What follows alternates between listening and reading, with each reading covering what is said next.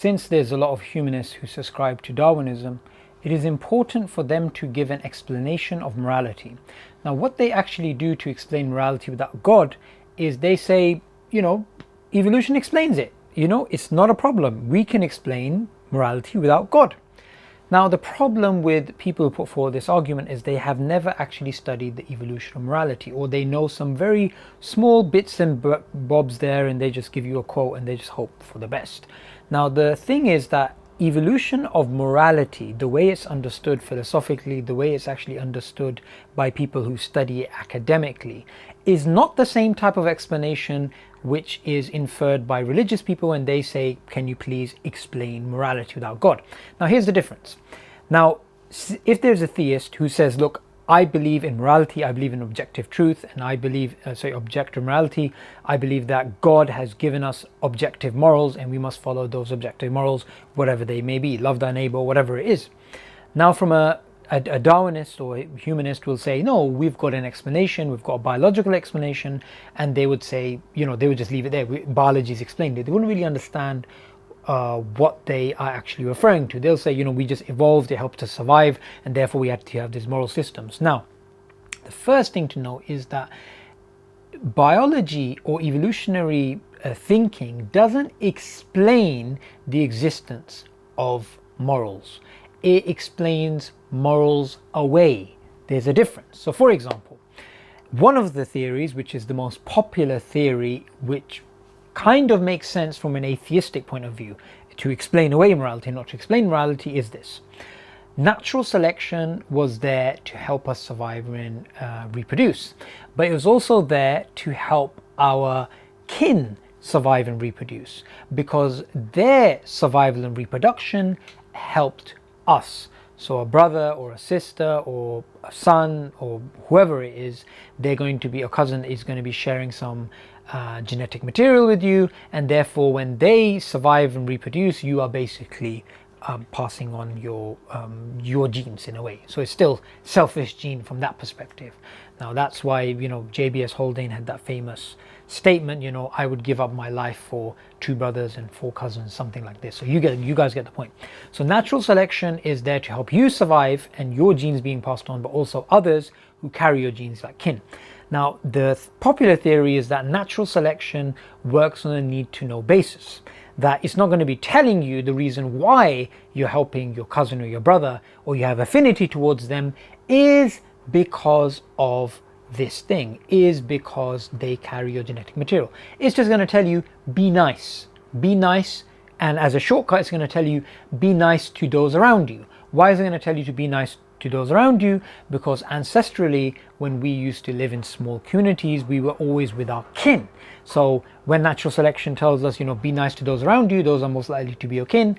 And what happened accidentally when people started moving away from their kin and moving away to other communities and interacting with non-kin is that natural selection, which has helped those near you, basically became a maladaptation, and you to basically start to become benevolent towards other people who are around you, regardless of whether they carried your genetic material.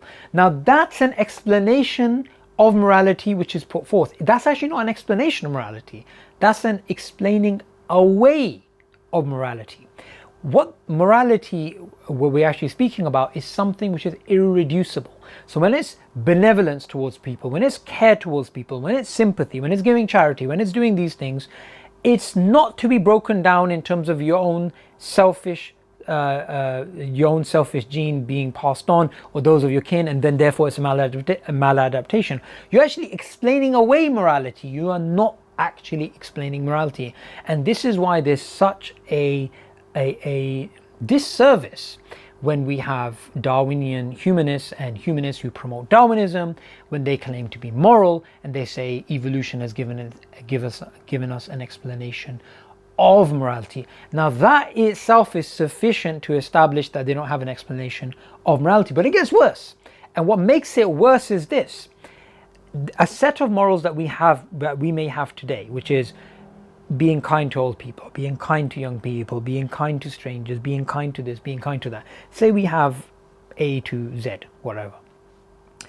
Now, those morals could have been totally different, totally arbitrary, as long as they served the purpose. You couldn't say that one set of morals was different to another. So there may be some sort of system where, okay, give tomatoes to the elderly, but kick the young. As long as you can explain that from a survival and reproductive point of view, as long as you can say how this thing came around and it aided human survival and how it came around, well, that's an explanation too. But no one's obviously going to accept that as being moral. So something being moral is more than just being explained in terms of survival and reproduction, more than just being explained in terms of kin selection, going astray, and helping non-kin. What's interesting is that even atheist academics, atheists who are people who sometimes, well, there's one particular man I have in mind, Alex Rosenberg, who's a philosopher of biology, and he's also someone who believes in scientism and promotes that. In his book, A Brief Guide to, Atheist, A Guide to Reality, right? He basically says this. He says that it's a recalcitrant fact, the way that human beings help non-kin. A recalcitrant fact for evolution. Now, that's very interesting, the choice of terms that he actually uses, because a recalcitrant fact, what does it basically mean? It means a fact which resists a theory. So this whole idea of, oh, we're moral because we believe in Darwinism and Darwin gives us the explanation of morality, is actually nonsense. Darwinism doesn't explain morality. Darwinism explains away morality. If you do believe objective morals exist, then you can't be a true Darwinist. You can't be someone, you can't have your cake and eat it. You either have to say objective morals exist and Darwinism's false, or you basically have to say that objective morals do not exist, they're purely arbitrary, and Darwinism's true. You can't be a humanist Darwinist.